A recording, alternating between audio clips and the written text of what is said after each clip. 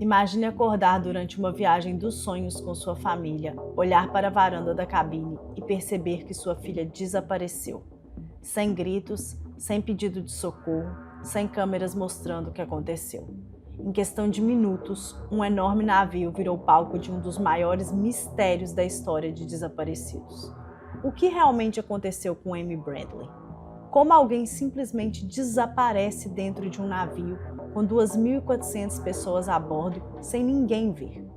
É isso que vamos descobrir agora. Olá, pessoal! No caso de hoje, vamos conhecer uma história creepy, medonha, surreal e que mostra realmente que não estamos seguros em nenhum lugar. Mas antes de mais nada, por favor, eu peço que você deixe seu like, se inscreva aqui nesse canal, ativa sininho, ativa tudo que tem para ativar, porque aqui tem 2 vídeos longos por semana e tem vídeo curto todos os dias para vocês. Eu sou a Fabi Medeiros e esse é o vídeo de hoje.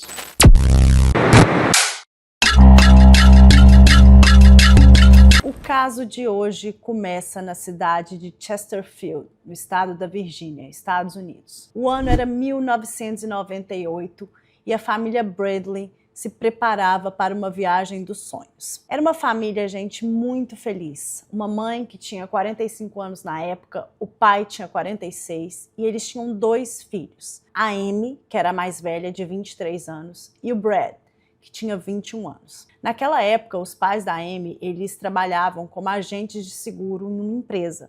E todo ano aquela empresa sorteava, pacotes de viagem. Então, naquele ano, em 98, eles ganharam a viagem.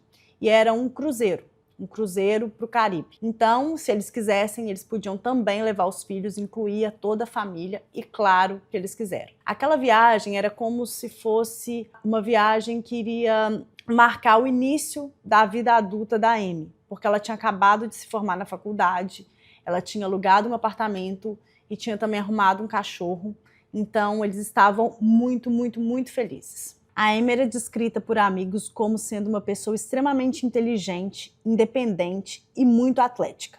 Ela praticava basquete, era excelente nadadora e tinha grande força física. No dia 21 de março de 1998, a família saiu de casa então feliz para o cruzeiro rumo ao Caribe. Seria uma viagem de 7 dias, saindo do porto de San Juan, a bordo do que na época era considerado o maior navio do mundo, o Rhapsody of the Seas, da Royal Caribbean, construído um ano antes da viagem. Eles embarcaram no mesmo dia 21.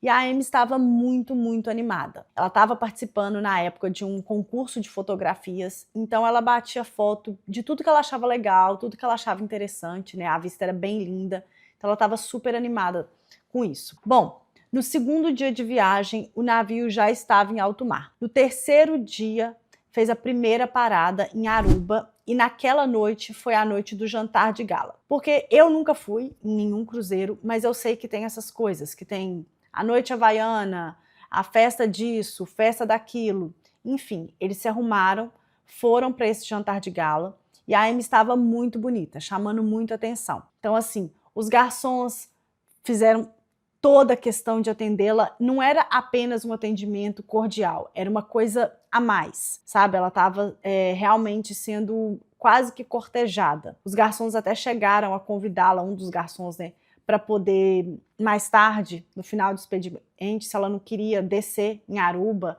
e ir para um bar local para se divertir com eles, enfim, mas ela não aceitou. Ela agradeceu, mas ela não aceitou. Teve também o fotógrafo, que logo que ela foi chegando assim, no salão do jantar, o fotógrafo já abordou e perguntou se não podia bater uma foto dela e até brincou com ela assim: ah, agora bate uma com o seu namorado, e apontou para o irmão dela. E aí ela falou: não, não é meu namorado não, é meu irmão. Mas aquilo ali foi mais um jogo, para saber se ela era solteira ou não, então ele deu essa sondadinha aí. Enfim, ficaram ali no jantar, se divertiram muito. Depois disso, tinha uma outra programação. Então eles voltaram, a família voltou toda para a cabine, porque eles estavam todos na mesma cabine, porque assim, ganhou a viagem, gente? Também não ia ser uma cabine para cada um. Então, foram lá, trocaram de roupa, colocaram roupas leves, porque eles iriam subir para a festa que estava tendo no deck da piscina. Era uma festa também temática, era dançando sob as estrelas. E essa festa, ela tinha começado às 10 da noite. Então, a família toda, né, pai, mãe e os filhos, foram para essa festa que estava assim, praticamente o navio inteiro estava lá. Então, estava muito cheia, muito animada, todo mundo bebendo, se divertindo horrores. Durante aquela noite, enquanto rolava essa festa, o navio resolveu deixar, resolveu não, né? Tava na programação, então o navio partiu do porto de Aruba e foi embora. Então seguiu viagem dali e foi mais ou menos nesse mesmo horário, que era ali por volta de 1 da manhã, que os pais da Amy também já estavam cansados, então eles falaram com os filhos, né, deram boa noite, falaram, olha, a gente tá indo pra cabine, a gente vai dormir, mas amanhã de manhã a gente se encontra no café da manhã. Os filhos, beleza, a gente vai continuar aqui, estavam animados, né, dançando e tudo, curtindo a noite, ficaram mais na festa. Normal, tudo tranquilo. Depois que a festa na piscina acabou, os irmãos ainda não estavam com sono, eles estavam bem animados e não queriam voltar para a cabine para dormir. Então eles foram para a boate do navio, que era o único local aberto naquele horário. Chegando lá, eles, né, começaram a beber, dançar, se divertiram muito. Eles se divertiam, né, muito juntos ali. Então ficaram um tempo nessa boate. Quando deu um determinado horário, o irmão, né, o Brad, falou assim com a Amy, olha, eu já tô cansado, eu vou indo nessa. Nesse momento, assim, ele acenou para ela tava na cabine do DJ praticamente, curtindo horrores, dançando e tal. E ele falou, beleza, eu tô indo pro convés do navio, vou ficar lá. Ele foi para lá, marcou um tempo ali, uma meia hora, depois ele foi pro quarto dormir. O horário que ele entrou na cabine foi 3h35 da manhã. E isso pôde ser visto porque era aqueles cartões-chave, sabe? Aquele cartão que você enfia. Então fica registrado quando você entra no quarto. Registra a entrada, mas não registra a saída. E isso faz toda a diferença. Mas enfim, ele entrou 3h35 da manhã. Quando foi 3h40, a Amy entrou. Ele, quando ele tinha chegado, ele tinha ido para a varanda. Porque os pais estavam dormindo, então ele ainda estava bebendo um drink. Ele foi para a varanda para terminar de beber esse drink dele. A Amy chegando, ela viu que ele estava na varanda e foi para a varanda da cabine também. Porque a cabine deles tinha varanda, né? Navio não é toda cabine que vem com varanda. Então são tipo as melhores. Então eles estavam em uma que tinha varanda. Então ficaram os dois irmãos ali conversando na varanda, trocando ideia. E a Amy comentou com o Brad que o baixista da banda tinha tentado beijá-la. O nome dele era Yellow. Era um nome super difícil, mas Yellow. E o irmão falou assim, e aí você? Ela, não, eu não quis não, então vim embora. Beleza. O irmão falou, então tá, eu vou dormir, já tá tarde, amanhã eu quero acordar cedo, eu quero aproveitar o dia. Ela falou, então tá, daqui a pouco eu tô indo, eu vou ficar aqui um tempo ainda, daqui a pouco eu tô entrando. A Amy fumava, né, então ela gostava de ficar fumando ali, olhando pro céu, aproveitando, né, toda aquela brisa. E foi isso, gente. O irmão foi dormir. Quando foi 5h30 da manhã, o pai da Amy acordou e ele olhou assim pela porta, né, da varanda, que era uma porta de vidro, aquelas portas que tem aqueles quadradinhos de vidro assim, e tinha cortina, então a cortina estava meio tampada, o pai viu as pernas dela assim, numa espreguiçadeira. Então pensou, ela tá bem, ela tá dormindo ali. Poxa, eles estavam dentro de um navio considerado o maior do mundo na época, né? Então ficou tranquilo, voltou a dormir. Quando foi 5h50 da manhã, 10 para 6, quase 6 da manhã, o pai conta que alguma coisa o acordou. Ele não sabe dizer o que é, mas ele acordou e quando ele acordou e ele olhou para a porta da varanda, a filha já não estava mais lá. Ele falou, que estranho, estava ainda meio sonolento, levantou, ele viu que a porta da varanda, ela não estava fechada, ela estava tipo entreaberta. Ele pensou, ela deve ter acordado, né? Entrado, mudou de roupa, porque ele viu que tinha uma camisa dela assim, jogada em cima da espreguiçadeira, em cima da cadeira lá, da varanda. Ele pensou, ela trocou de roupa, ela saiu para tomar café da manhã e para bater foto do pôr do sol, ou qualquer coisa do tipo. Ele saiu do quarto e foi procurar ela, né, no refeitório, então, do café da manhã. Chegando lá, ele não encontrou ela. Procurou ela mais ou menos assim nas áreas próximas que ela poderia estar, não encontrou. Que a gente tá falando de um navio imenso. Então, assim, procurou, não encontrou, voltou pro quarto e aí ele avisou para a esposa, olha, a Amy sumiu, eu não tô encontrando ela.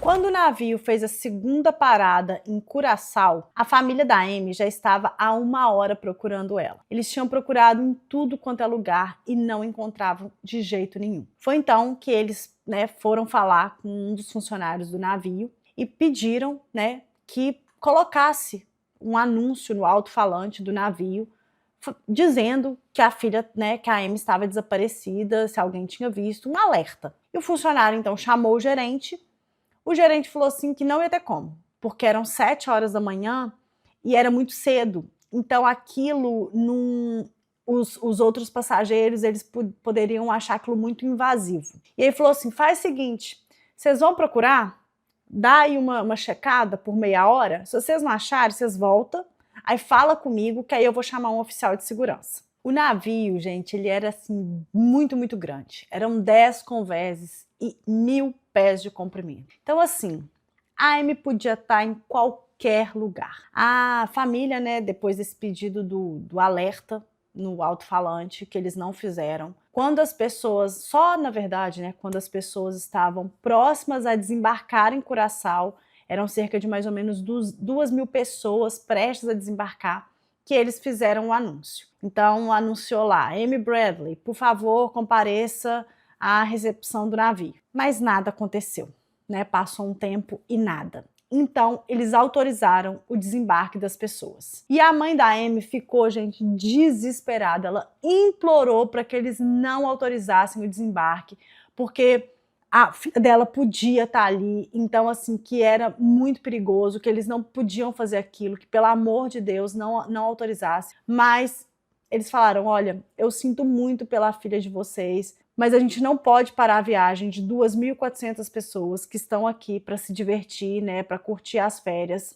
Então, sinto muito. Enquanto todo mundo curtia a viagem, aproveitava e se divertia horrores, para a família Bradley, aquela viagem dos sonhos tinha acabado. Bom, somente 3 horas depois, né, que eles anunciaram que a Amy estava desaparecida, isso já era ali 9 horas da manhã, é que os funcionários do navio realmente resolveram fazer alguma coisa e foram procurar pela Amy. Segundo eles, tudo foi checado.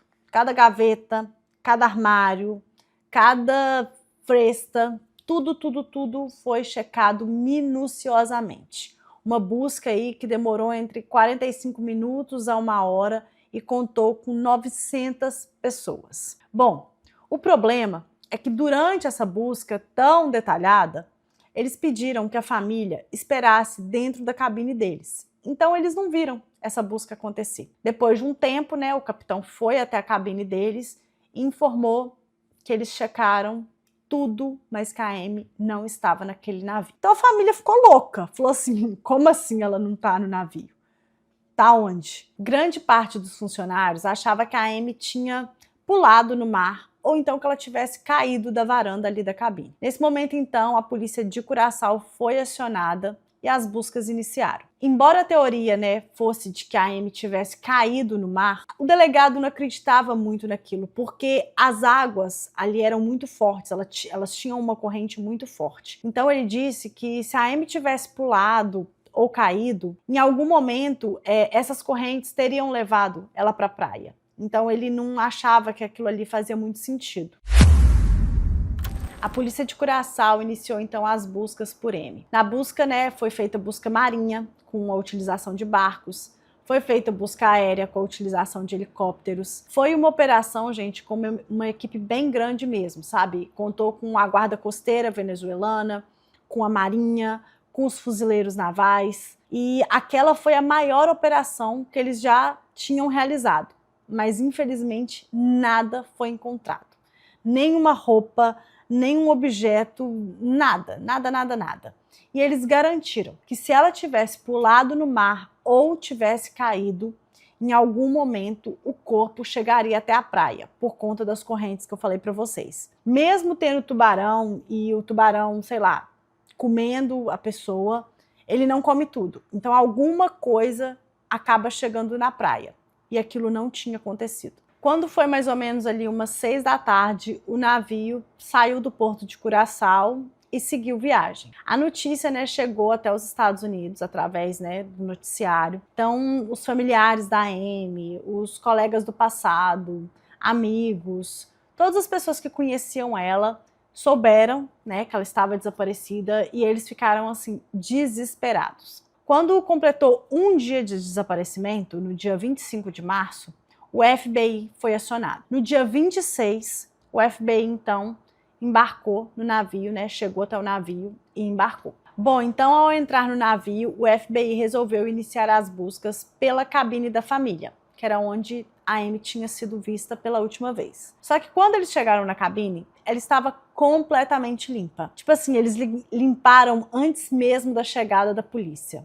Então aquilo já era um pouco assim, suave, estranho, né? Porque uma pessoa estava desaparecida. Eles entraram no quarto, tentaram ainda coletar alguma coisa ali, mas não tinha nada. Eles foram para a varanda então, e logo que eles entraram na varanda, eles repararam que como é que chama, gente, esse negócio aqui, essa grade, né, que fica assim, essa sacada, ela era muito alta. Então não era fácil uma pessoa cair dali simplesmente, não era aquela sacada baixinha que você sentava e às vezes podia virar, não, era alta, era bem alta mesmo. E eles separaram também que a mesinha, tipo aquela mesinha de centro, que ela levinha, ela não estava no lugar, ela estava movida para o canto, assim, como se alguém tivesse arredado. E também tinha um par de chinelos da Amy que estava na sacada, como se ele tivesse jogado ali, deixado por alguém. Então aquilo soava muito estranho, porque se o quarto tinha sido limpo, por que eles deixariam, por que as arrumadeiras deixariam aquela mesinha torta e o chinelo ali,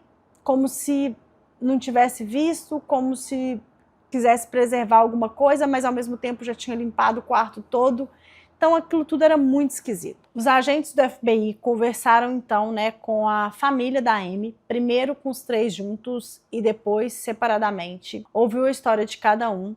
Então os pais contaram, né, o horário que foram dormir, que os filhos ficaram na boate, depois o irmão contou também o que aconteceu na varanda, e que ela comentou desse baixista, o Yellow, né, e aí contou que foi dormir, mas deixou a irmã na varanda. O pai contou que viu ela às 5h30 da manhã, viu, né, as pernas da filha ali na espreguiçadeira, voltou a dormir, e quando era quase 6, já não viu, aí acordou e já não viu mais. Então, assim, a polícia queria, né, o FBI queria conversar com eles exatamente para ver se nenhum deles tinha culpa naquele desaparecimento, porque acontece muito, né, às vezes alguém desaparece e é uma pessoa da própria família. Então, foi tirada essa prova, realmente viu que eles não tinham nada a ver com aquilo, e eles foram checar, então, os cartões-chave, né, aquele cartão para entrar no quarto. Então checaram também os horários, viram o horário que o Brad foi pro quarto, que os pais, que a Amy, tudo também não tinha nada de errado ali.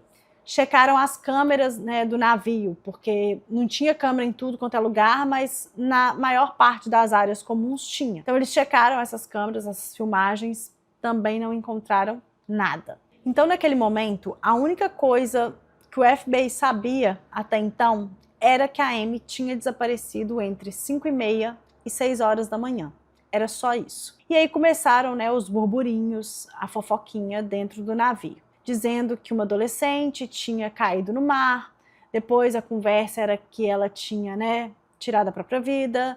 Depois que, na verdade, tinha sido um sequestro.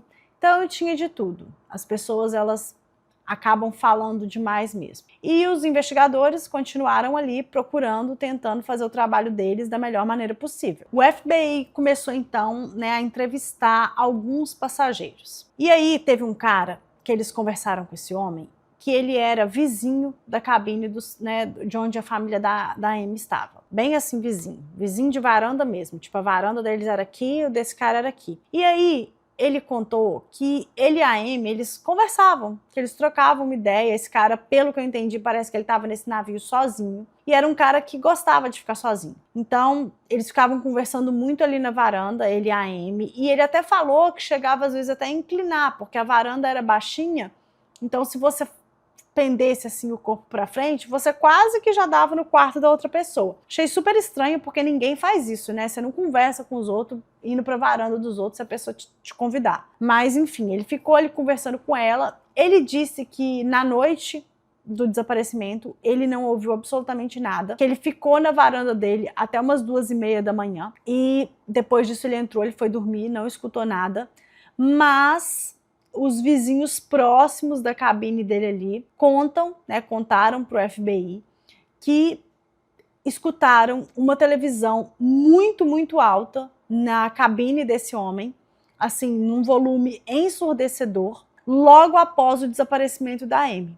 E que mesmo a TV estando muito alta, eles ainda assim conseguiam escutar esse cara conversando com alguém. Então o FBI foi até a cabine dele, vistoriou tudo, checou tudo, mas não encontrou nada. Teve um outro passageiro também que ele estava a trabalho no navio e ele tinha levado um cinegrafista. Então, né, eles estavam ali fazendo vários vídeos, várias imagens, e no dia dessa festa na piscina, que teve lá no deck, ele foi com o cinegrafista, então fez várias filmagens. Quando ele ficou sabendo do desaparecimento da Amy, ele então resolveu olhar, né, fita a fita, naquela época era fita, tentar achar, ver se ela não estava em alguma imagem, para ver se não tinha alguma pista de alguma coisa, de alguém. Então, ali olhando as imagens, ele acabou conseguindo encontrar, né? Tinham 2 momentos que apareciam a Amy dançando com o baixista, aquele baixista da banda, o Yellow. A polícia, né, o FBI, pediu que ele entregasse as fitas originais, porque eles queriam ter acesso ao vídeo completo para analisar tudo, mas ele falou que ele não iria entregar, porque ele não entregava as fitas dele para ninguém, mas ele fez uma cópia digital e entregou para o FBI. Agora, se essa cópia foi com toda a gravação que tinha na fita, a gente não sabe, mas que ele entregou esse material para o FBI, ele entregou. Teve também uma outra passageira que disse que quando ela e a amiga saíram da boate, porque elas foram embora porque a boate fechou. Elas não estavam com sono, então elas foram ali pro convés superior do navio e ficaram trocando uma ideia, né, jogando conversa fora. Nisso, elas viram a Amy entrando dentro do elevador de vidro, porque nesse navio tinha um elevador de vidro todo iluminado, assim, que subia e descia ali no navio, né, ia em todos os andares. Então elas viram a Amy entrando dentro desse elevador com o baixista da banda, com o Yellow. E isso era mais ou menos 5h30, depois de 5h30, era quase 6 da manhã. Era nessa faixa horária aí de 5h30, 6 da manhã. Viu os dois entrando e, como era transparente, né, viram que eles pararam no andar da boate, que estava fechada, e eles desceram ali. Depois de uns 15 minutos, elas viram o baixista descendo e ele passou pelo convés, né, que elas estavam, e não cumprimentou elas, nem olhou na cara delas. E elas acharam aquilo super estranho, porque quando elas estavam na boate mais cedo, ele tentou puxar conversa com elas. Então, assim, mesmo que o FBI soubesse, através dessa informação, que a Amy tinha sido vista depois das 5h30 da manhã, né, ali quase 6 da manhã, e que ela estava com o baixista da banda, ainda assim, eles não tinham não tinham provas para poder confirmar tudo isso. Porque as meninas, quando elas voltaram para a cabine, elas não tinham a chave, o cartão-chave para poder entrar. Então, quem abriu foi a mãe de uma delas. E com isso, não fica registrado o horário que elas chegaram no quarto, para poder, né, confirmar ou não, confrontar se era o mesmo horário que elas, ou perto do horário que elas tinham falado que tinham visto a Amy. Então, isso aí ficou meio que vago. Embora o FBI considerasse, né, passou a considerar o Yellow o primeiro suspeito, né, o suspeito ali número 1, eles não tinham como prendê-lo, porque como eles estavam em águas internacionais, ali eles não tinham autorização para efetuar uma prisão.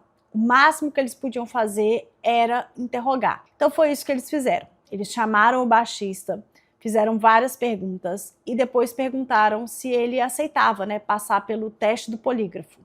E ele aceitou. Ele contou, né, que ele de fato conheceu a Amy na boate, que os dois conversaram muito, que eles dançaram juntos, trocaram ideias, se divertiram, mas que aquilo ali era um procedimento normal dele. Ele sempre fazia aquilo, ele sempre tocava de um modo super divertido, interagia com os passageiros, dançava com as pessoas, mas que ele não tinha nada a ver com o desaparecimento dela, que ele só tinha feito o trabalho dele. O polígrafo, né, o detector de mentiras, do teste dele deu como inconclusivo. O cruzeiro estava chegando ao fim e os agentes ainda não tinham encontrado nada. Quando o navio ancorasse, eles perderiam o acesso a qualquer coisa no navio, né? Qualquer testemunha, suspeito e a possível cena do crime. O cruzeiro acabou e a família Bradley precisou voltar para casa. Eles não queriam, né? Eles tinham aquela sensação de que eles estavam voltando, mas que a Amy estavam deixando, né, a Amy para trás.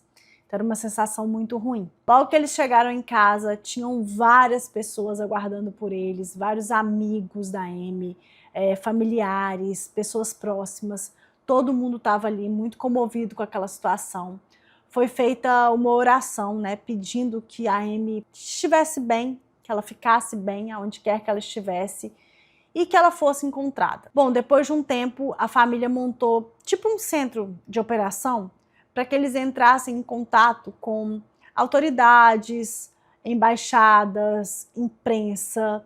Poxa, alguém tinha que saber de alguma coisa. 2 semanas depois do desaparecimento, a família voltou então até Curaçao para poder fazer uma coletiva de imprensa. E nessa coletiva eles falaram, né, revelaram ali que eles estavam oferecendo uma recompensa de 260 mil dólares para quem tivesse informações reais do paradeiro da Amy. Depois dessa coletiva, eles foram, né, para as ruas e começaram a colar vários cartazes de desaparecido, né, da Amy. E um taxista chegou até eles e falou assim: olha, deixa eu falar com vocês, eu vi sua filha, ela tá viva nessa ilha e se você procurar, você vai achar ela. O pai dela falou com o pai, né, da Amy. O pai dela ficou assim muito esperançoso, então ele quis quase que por conta própria começar a procurar na ilha, mas a gente sabe que às vezes esses lugares são perigosos quando você não é nativo, você não conhece, você não sabe onde você está se metendo. Então o policial resolveu ajudar ele e eles foram, né, rodando a ilha todinha atrás da Amy, mas eles não encontraram nada. Até que um cara, ele viu no panfletinho de desaparecido a foto da Amy e ele procurou a polícia e contou que ele tinha visto ela há 4 meses atrás e que ela estava viva.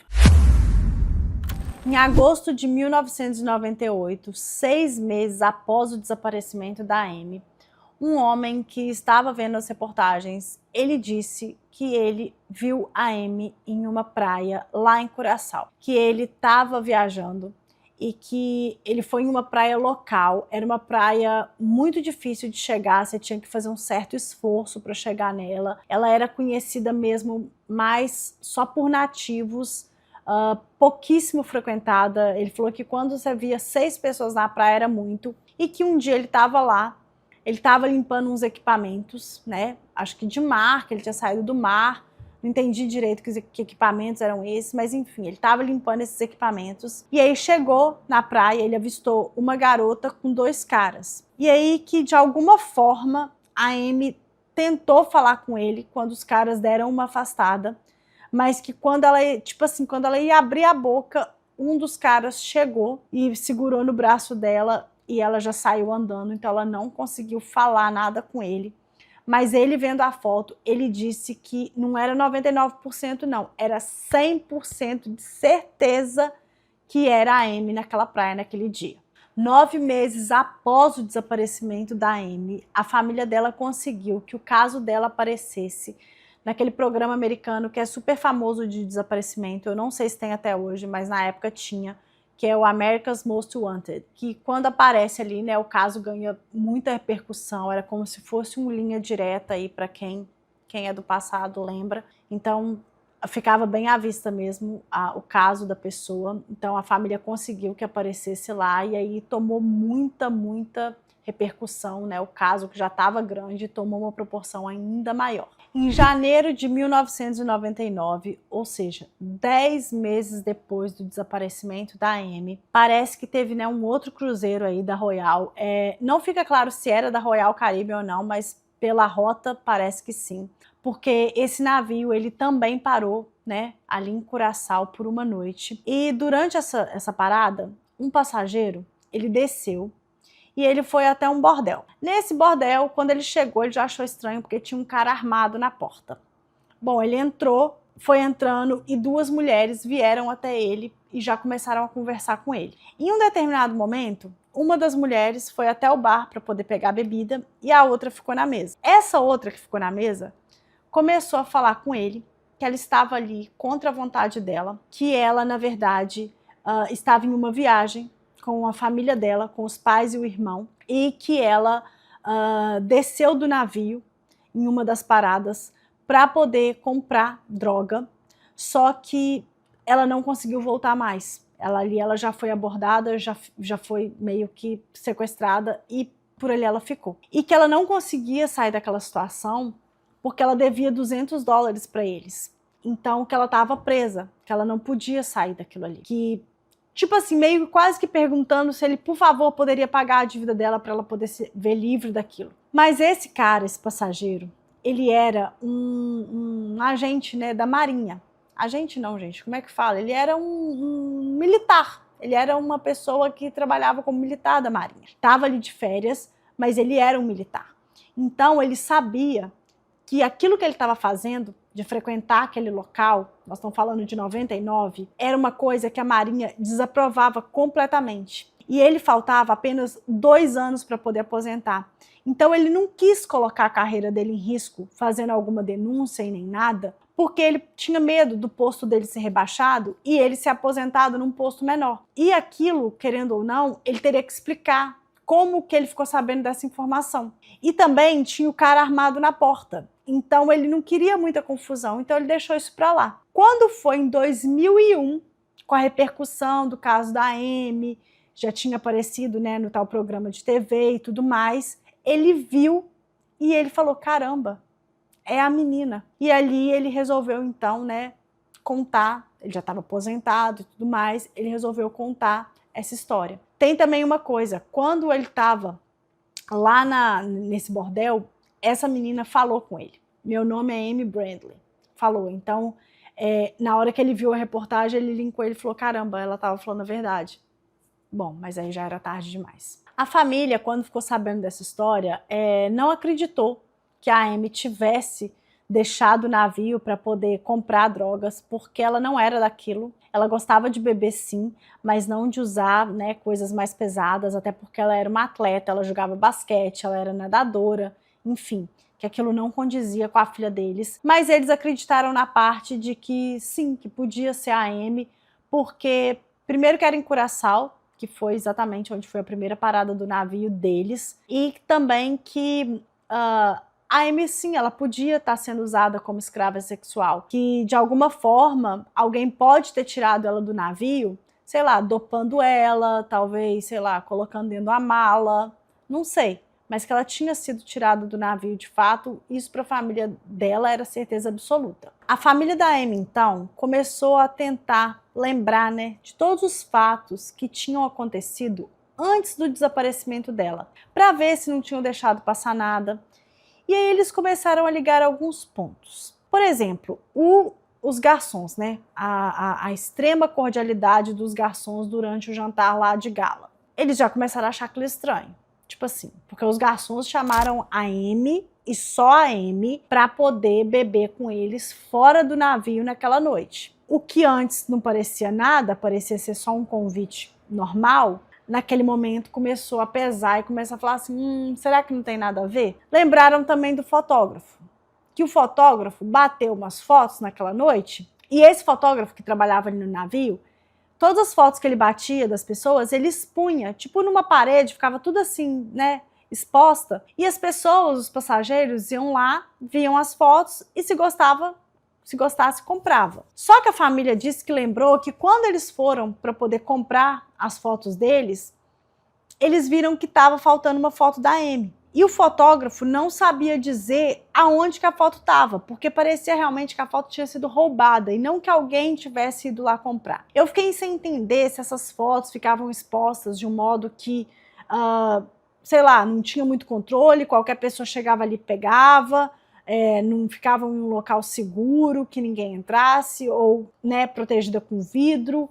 Pelo jeito não, pelo jeito ficava ali tudo exposto, então acho que era até fácil de pegar assim, e alguém pegou a foto da Amy. Só que quando isso aconteceu lá na época, no navio, a família não deu muita atenção para aquilo, falou, não, beleza, é uma foto, você faz cópia? E o cara falou, não, faço. Então eles não prestaram muita atenção naquilo, mas depois, relembrando, eles falaram uma situação esquisita também. Em maio de 2001, 3 anos depois do desaparecimento, né, desde o desaparecimento da Amy, uma nova equipe do FBI entrou então no caso. Eles verificaram em embaixadas, hospitais, prisões, conversaram com todas as testemunhas possíveis e o caso foi parar nos noticiários de novo. A história da Amy foi contada dezenas de vezes pelos pais dela, sempre na esperança de encontrá-la. Foram várias ligações e pistas falsas recebidas ao longo de anos. Até que em 2005, a família da Amy recebeu um e-mail contendo várias fotos da Amy de uma moça, né, em posições eróticas. E aí eles foram checar essas fotos e descobriram que elas saíram de um site de encontros com garotas de programa. Gente, as fotos eram perturbadoras. A família ficou assim em choque, em pânico. Eles não estavam acreditando naquilo que eles estavam vendo, porque a pessoa da foto, embora parecesse a Amy, ela estava muito diferente. A Amy era uma menina muito branquinha, né, do sorriso assim bem leve, um rosto quase que angelical. Ela tinha o cabelo curtinho na época, loura. Nessa foto que eles receberam, nessas fotos, né, além das posições e dela ali estar quase nua, o que já era extremamente agressivo, ela tava com o cabelo grande, o cabelo dela tava muito grande, assim, não parecia que ela tava tratando do cabelo, porque o cabelo tava meio assim despinganhado. Não é que tava feio, não, nem acho que tava feio, mas ele tava um cabelo seco, um cabelo que não tava sendo tratado. A cara dela tava com uma maquiagem pesadíssima, assim, sabe, um trem preto, um lápis preto passando assim, aquela cara, era uma cara de pessoa sofrida, sabe, triste, pessoa que tá desiludida da vida. Mas eles compararam as fotos, né, foram comparando ali, vendo uma foto, a foto da Amy antes e a foto que foi mandada, e para eles, parecia ser a mesma pessoa. O FBI foi então atrás, né, para descobrir de onde que saíram aquelas fotos. Eles pegaram tudo, gente, os móveis, a cama, o colchão, o lençol, para poder tentar achar de onde que tinha saído aquela foto. Eles descobriram que aquele site era um site de uma rede de prostituição que tinha tanto no Caribe como na Venezuela. Então, eles pegaram aquelas fotos e foram fazer uma análise forense mesmo, de foto a foto. E aí, gente, foi feita uma análise muito, muito minuciosa. Eles analisaram pontos que não mudam.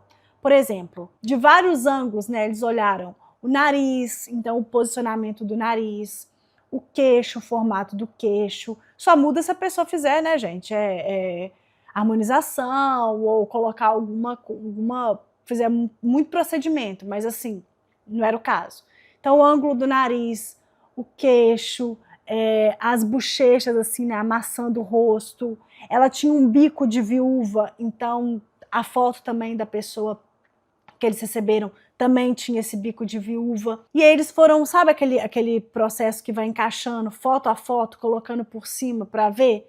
Gente, batia certinho. Então, para eles ali também, eles chegaram à conclusão de que aquela pessoa era a Amy. Em março de 2005, daquele mesmo ano, uma mulher que tinha feito uma viagem de cruzeiro com o marido dela, esse cruzeiro fez, né, o navio fez uma parada em Barbados, e aí ela desceu. No que ela desceu, ela estava ali andando pela cidade com o marido, ela resolveu ir ao banheiro. Quando ela foi ao banheiro, ela disse que assim que ela estava ali dentro da cabine, no toalete, não naquela parte onde fica a pia, estava dentro do toalete, ela escutou um cara falando com alguém dentro do banheiro. Ela escutou o barulho da porta abrindo e alguém falando assim: ah, você não vai fugir não, hein? Você nem tente fugir não, hein? E aí depois que ela saiu ali da cabine dela, ela viu que tinha uma mulher com cabelo preto, a mulher era bem branquinha, ela estava com o rosto assim abaixado, meio que chorando, e ela tentou puxar conversa com essa mulher, mas a mulher meio que não respondia nada. Ela perguntou o nome dela, ela falou que chamava Amy, mas tudo muito, muito baixinho, quase sussurrando. E falou que essa mulher tinha um sotaque norte-americano. Perguntou de onde ela era, ela falou que ela era da Virgínia, do estado da Virgínia. Mas ela também disse que não tem certeza se escutou isso porque era muito, muito baixinho. Bom, essa conversa ficou rolando ali no banheiro, ela meio que tentando, né, puxar conversa com a suposta Amy, e que em determinado momento ela se sentiu um pouco encurralada ali. Ela meio que, sei lá, tava um clima pesado. E ela resolveu sair do banheiro. Quando ela foi sair do banheiro, que ela abriu a porta, tinha um cara na porta,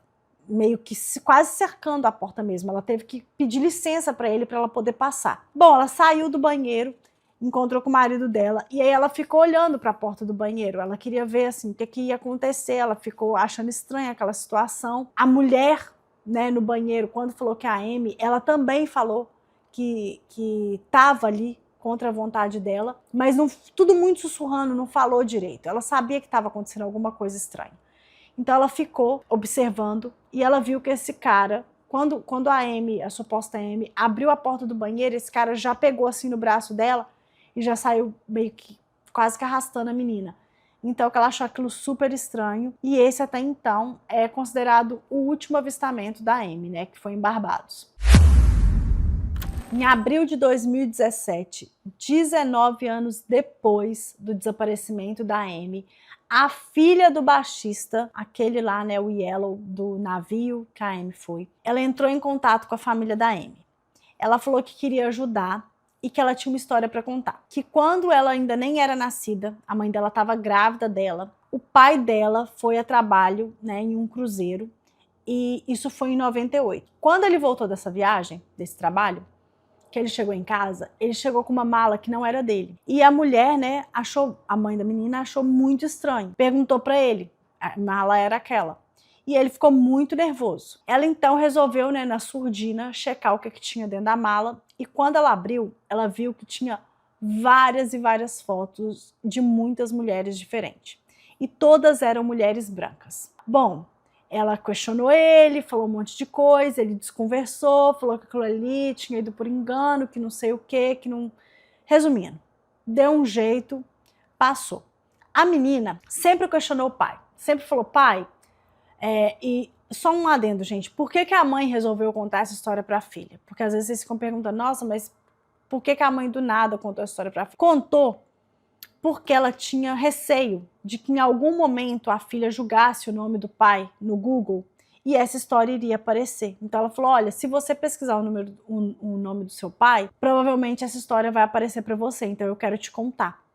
Então foi por isso que ela contou para a garota. A menina, ela tinha dentro dela como ela tinha uma filha também, ela tinha meio que uma sensação de fazer justiça. Então ela amava o pai dela tratava ela igual uma princesinha, ele era um pai excelente, ela não queixa disso, mas ela queria saber se tinha sido ele mesmo. Porque, poxa, ele estava no navio, ele volta com uma mala com coisas estranhas dentro, dizem depois que ele, né, e ela fala isso, que ele foi visto em Curaçao com a Amy. Então ela liga pro pai, gente, no meio do documentário e conversa com ele. E ele nega tudo, para tudo ele tinha uma explicação. Ele falou que nem na praia ele estava, porque ele nem gostava de praia, que não foi ele que foi visto com a Amy, que no navio o FBI esteve lá e checou tudo e nada foi encontrado. O que não era uma mentira, mas isso não significa nada. Que mesmo depois do acontecimento, né, do desaparecimento da Amy, ele ainda continuou trabalhando 2 anos na empresa, que ele não tinha culpa de nada, que ele sentia muito pela família da Amy, mas que ele não tinha o que fazer, porque não era ele o culpado daquilo. Só que a menina, né, ela ficou meio naquela, tipo assim, não tinha como ela provar, mas ela também não acreditava tanto assim no pai. Uma das coisas que dificultou muito a investigação foi porque o Yellow, né, o baixista, ele não morava nos Estados Unidos. Então não tinha como o FBI simplesmente entrar em outro país e começar a interrogar um cidadão. Eles não tinham jurisdição para isso, então isso não era nem um pouco possível. Tem também a história de uma garrafa. Eu nem ia colocar isso aqui no vídeo não, gente, mas eu achei interessante porque é quase que uma premonição. Olhem só para vocês verem. A Amy, antes dessa viagem, ela estava ali num relacionamento com uma garota. E nesse relacionamento, a Amy acabou mudando de cidade, né? E elas resolveram namorar à distância. Acontece que a Amy acabou traindo essa menina. E ela contou. Ela falou, olha, acabei fazendo isso, pô, foi paia demais, mas não teve nada, nenhum sentimento, nada mudou pra mim, me desculpa, tal. Só que essa menina não gostou muito. Então ela ficou sem responder a Amy, ela não retornava as ligações, e elas não moravam na mesma cidade. Ela meio que deixou isso pra lá. A Amy, então, resolveu, gente, isso aconteceu 1 mês antes da viagem do cruzeiro. A Amy mandou para ela uma carta, naquela época existiam cartas, ai que saudade, mas mandou para ela uma carta e colocou dentro de uma garrafa. E nessa carta, cara, é bizarro, essa carta falava que pedindo perdão e tudo, dizendo que errou, falando que não ia fazer mais, e aí ela escreve assim: existe um oceano entre nós duas. Eu sinto como se eu estivesse em uma ilha e eu não tivesse acesso a você, mas é você que vai vir me salvar. E aí escreve outras coisas e no final ela assina assim: a ilhada M. Eu achei no mínimo estranho, porque isso aconteceu em fevereiro de 98. A Amy viaja com a família em março de 98 e depois ela desaparece. E supostamente ela foi vista nas ilhas, né? Em Curaçao, depois em Barbados, em ilhas. Então, ela assinar tipo a ilhada M e ter essa coisa de tem um oceano entre a gente, sabe? São fatos, sei lá, pode não ter nada a ver, pode realmente ser só uma escrita, pode ser só uma coincidência, mas eu achei um tanto quanto, sei lá, um ar de premonição. Então, por isso que eu quis colocar aqui no vídeo. Depois vocês deixam nos comentários aqui o que vocês acham. Mas seguindo, quando foi em 2014, o caso da Amy foi parar em vários fóruns, né, de notícias, esses fóruns que existem, que as pessoas ficam debatendo. Em 2018, a internet já estava a todo vapor, então o caso dela começou a ser contado na internet, né, nas redes sociais, aqui no YouTube, pegou, né, muita gente começou a falar dela, do caso dela. E aí tinha um garoto que ele gostava muito, né, gosta de casos criminais, crimes reais, enfim. E aí ele criou um site específico para o caso da Amy. Se chama amybradleysmissing.com. Então nesse site ele tem várias coisas, ele tem fotografia, links arquivados, todas as denúncias, pistas e teorias sobre o caso. A mãe da Amy, eventualmente, ela acabou, né, fazendo amizade com esse moço, porque, querendo ou não, ele estava ajudando. Em determinado momento, eles falaram assim, olha, por que a gente não começa a checar os IPs de quem acessa o site? Porque aí a gente vai conseguir descobrir a localização, tipo assim, de onde que vem, né, a localização dessas pessoas que estão acessando o site. Quando eles começaram a fazer esse filtro, uma coisa chamou muita atenção. Tinham muitos IPs, muitos endereços IPs vindo de Barbados, que era exatamente o último lugar onde a Amy tinha sido vista. Eles perceberam, inclusive, que durante as datas comemorativas, né, tipo assim, ação de graças, o aniversário do pai da Amy, da mãe da Amy, Natal, todas essas datas, o site era muito mais acessado, principalmente vindo dessa região de Barbados. E que esses acessos, eles tinham ali uma média de duração de 45 minutos a 1 hora. Então era muito tempo que uma pessoa passava ali olhando aquele site. Sim, eles chegaram a pensar que era a Amy, porque eram em datas muito específicas. Então, que, sei lá, talvez ela estivesse matando a saudade, talvez ela estivesse em um lugar que naquelas datas ela conseguisse acessar o computador ou tivesse permissão para acessar por um tempo, ou não sei, mas eles chegaram a pensar isso, sabe? Que era ela que estava acessando ali. O FBI conseguiu rastrear, né, quem estava acessando, mas daí eles conseguirem ter informações da pessoa mesmo, eles precisam passar por um processo legal que demora um tempo, porque assim, se for um acesso internacional de uma operadora que não é americana, eles não têm como conseguir absolutamente nada. E aí fica aquela pergunta, né?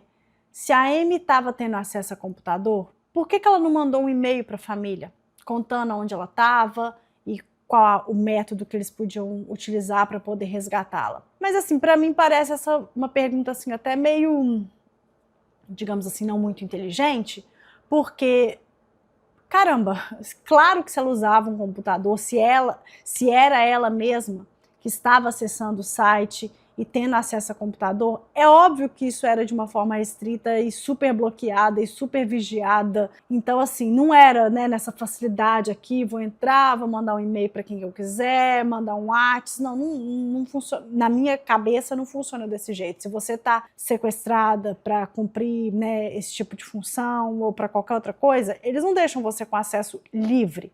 Então, enfim, para mim é por esse motivo que ela nunca entrou em contato com a família. Ela talvez, sei lá, tentasse deixar pistas para que eles soubessem que ela estava viva, mas confirmar mesmo, eles não conseguiram confirmar.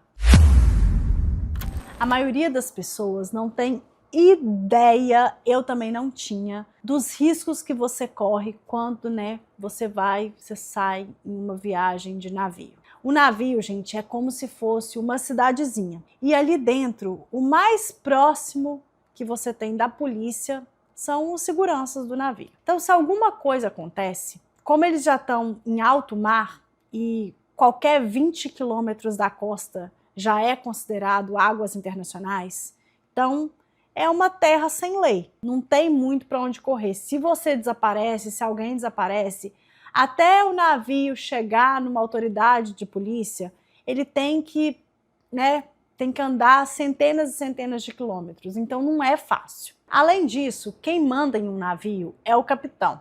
E o capitão é o quê? Ele é um funcionário de uma empresa multimilionária ou bilionária. Mas enfim, o que está em jogo é o dinheiro, é o lucro. Talvez isso esteja assim até acima da segurança dos passageiros. Em 1999, os Brandleys processaram a Royal Caribbean. Na época, a empresa afirmou que sempre agiu adequadamente e com responsabilidade. O processo foi julgado como improcedente. A família até hoje guarda todos os pertences da Amy.